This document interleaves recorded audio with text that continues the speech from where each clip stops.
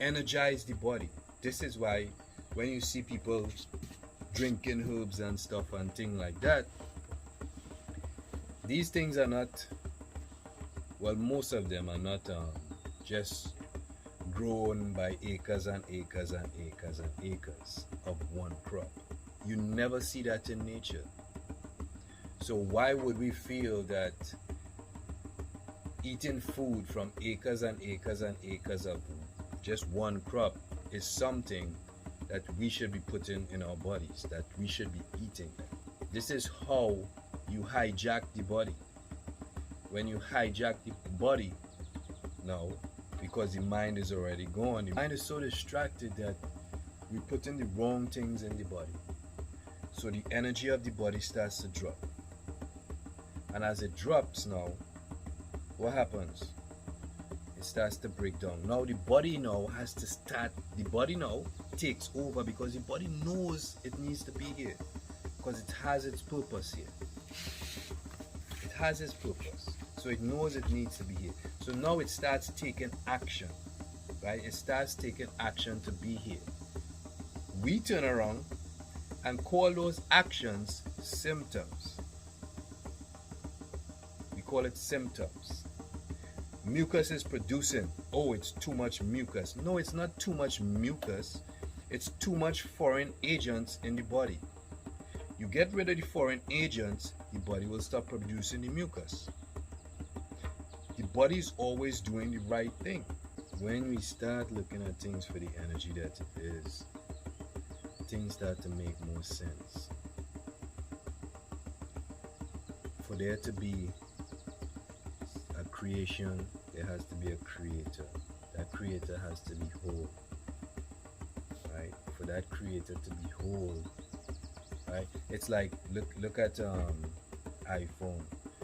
Would there be an iPhone without an Apple?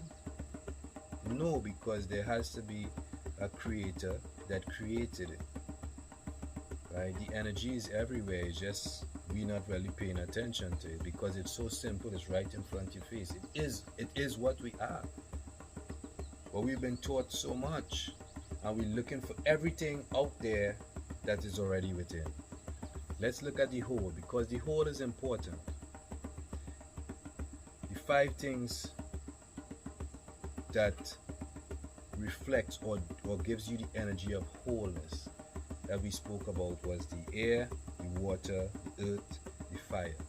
Now, each of these 4 are physical. For these 4 physicals to exist, right, for this body to be here, for this planet and this universe to be here, there has to be one more that makes it whole. What is that? It is what we are. When we talk about the seen and the unseen,